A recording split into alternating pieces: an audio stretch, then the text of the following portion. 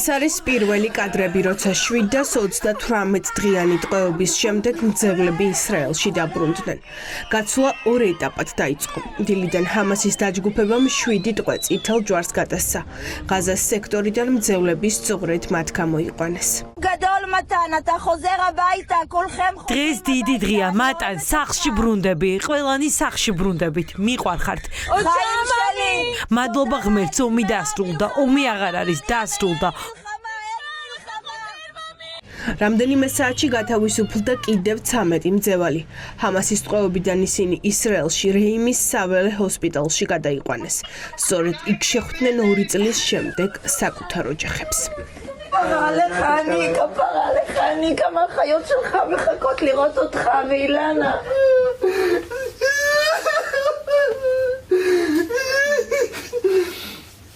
სამშვიდობო შეთანხმება მიღწეულია. ომი დასრულდა. ტყვეებისა და პატიმრების გაცვლის შემდეგ ისრაელის ჯარმა ღაზას სექტორის ყვითელ ზონაში უნდა გადაინაცვლოს.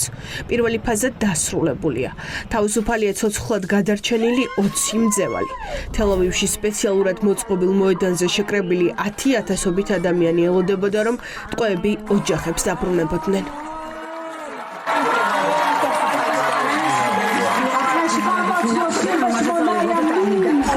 ისრაელში ჯერ კიდევ ველოდებიან ცხედრების გადმოსვენებას. ღაზაში 28 მძევლის ცხედარი რჩება. დღეს ჰამასი მხოლოდ 4 ცხედარს დააბრუნებს. სამშვიდობო შეთანხმების შემდეგ შედგა ტრამპის პირველი ვიზიტი ისრაელში. ამერიკის პრეზიდენტს ქნესეთში დიდი ოვაციებით და მადლობების სერიით დახვდნენ.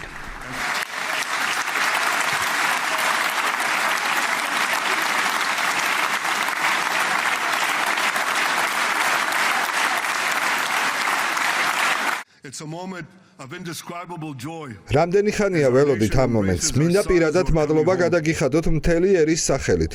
დონალდ ტრამპი ისრაელის სახელმწიფოს ყველაზე დიდი მეგობარია, რომელიც კი ოდესმე ჰყოლია თეთრ სახლში. არც ერთ ამერიკელ პრეზიდენტს არ გაუკეთებია ისრაელისთვის იმაზე მეტი ვიდრე თქვენ. სამშვიდობო წინადადება მშვიდობისკენ მიმავალი მნიშვნელოვანი ნაბიჯია. ამ მშვიდობის ერთგული ვართ, თქვენც ამ მშვიდობის ერთგული ხართ და ჩვენ ერთად ამ მშვიდობას მივაღწევთ. თქვენ ისრაელის ხალხის წინაშე დგახართ არა როგორც კიდევ ერთი ამერიკელი პრეზიდენტი, არამედ როგორც ებრაული ისტორიის გიგანტი. ჩვენ ვართ ერი, რომელსაც ახსოვს, რომ ეს ლოკალური ბრძოლა კი არა, გლობალური ბრძოლაა. გლობალური ბრძოლა ექსტრემიზმის, რადიკალიზმისა და ფუნდამენტალიზმის ძალებსა და თავისუფლებისა და დემოკრატიის ძალებს შორის. მსოფლიოს მეტი ტრამპის სჭირდება. ამერიკის პრეზიდენტი ისრაელში სახელმწიფო მდივანთან ერთად ჩავიდა. ტრამპს სიტყვა ისრაელის საკანონმდებლო ორგანოში გამოსვლისას ოპოზიციონერმა დეპუტატებმა შეაწყვეტინეს და პალესტინის აღიარება მოსთხოვეს. სხდომიდან პროტესტის მოთავეები მალევე გააძევეს. ტრამპი ამაყობს, რომ ომი დაასრულა. მძევლები დაბრუნდნენ. რა შესანიშნავი გრძნობაა ამის თქმა. 8 თვეში 8 ომს როცა აგვარებ, ეს ნიშნავს, რომ არ მოგწონს ომი. ჩემი ხასიათი მიმართულია ომების შეჩერებაზე და როგორც ჩანს ეს გამომდის. ჩვენ არ ვაპირებთ ომში ჩაბმას, თუმცა თუ ჩავერთვებით მოვიგებთ მას. ჩვენ არ ვიქნებით პოლიტიკურად კორექტულები. მშვიდობა ძალის მეშვეობით, სწორედ ესაა საქმე. ამერიკის შეერთებულ შტატებს ახალი ისტორიის განმავლობაში ყველაზე დიდი და ძლევამოსილი არმია ჰყავს. ჩვენ გვაქვს შეიარაღება, რომელზეც ვერავინ იოცნებებდა. ვიმედოვნებ არასდროს მოგვიწევს გამოყენება. ჩვენ ვამზადებთ საუკეთესო იარაღს მსოფლიოში და ბევრი გვაქვს. ის ისრაელს მივეცით. იმდენი და ისეთი მძლავრი იარაღი მივეცით ისრაელს, რომ ამან საბოლოო ჯამში მშვიდობამდე მიგვიყვანა. ეს მხოლოდ ომის დასასრული არ არის. ეს ტერორისა და სიკვდილის ეპოქის დასასრული და ახალი ახლო აღმოსავლეთის ისტორიული გარიჟრაჟია.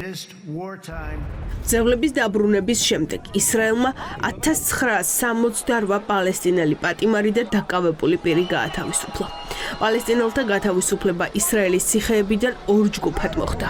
ერთი ნაწილი ოფერის ციხიდან დასავლეთ სანაპიროზე გადაიყვანეს, მეორე კი კეციოტის ციხიდან ღაზასა და ისრაელს შორის მდებარე კერემ შალომის გადასასვლელ პუნქტთან. მე ჩემს შვილს ველოდები და ღმერთს მადლობა ბედნიერი ვარ. დიდი ხანია ამ სიხარულს ველოდით და ღმერთმა ქნას ყველაფერი კარგად წავიდეს. მე ჩემს ქმარს ველოდები. ჩემი დღევანდელი სიხარული აღუწერელია. ეს უდიდესი ბედნიერებაა. მოუთმენლად ველოდი ჩემი ქმრის დაბრუნებას. ოსამა 2 წელია ჩვენგან შორს არის. ჰამასსა და ისრაელს შორის შეთანხმების პირველი ფაზა დასრულებულია. ჯერ კიდევ შესათანხმებელია, როგორ უნდა მოხდეს ჰამასის განიარაღება და როგორ უნდა იმართოს ღაზას სექტორი. ამაზე უკვე მსოფლიო ლიდერებმა უნდა იმსჯელონ. ისრაელიდან ტრამპი ეგვიპტეში 373-ზე გაემგზავრა. შარმ-ელ-შეიხში უნდა განიხილონ, როგორ წარიმართება პროცესი ომის დასრულების შემდეგ.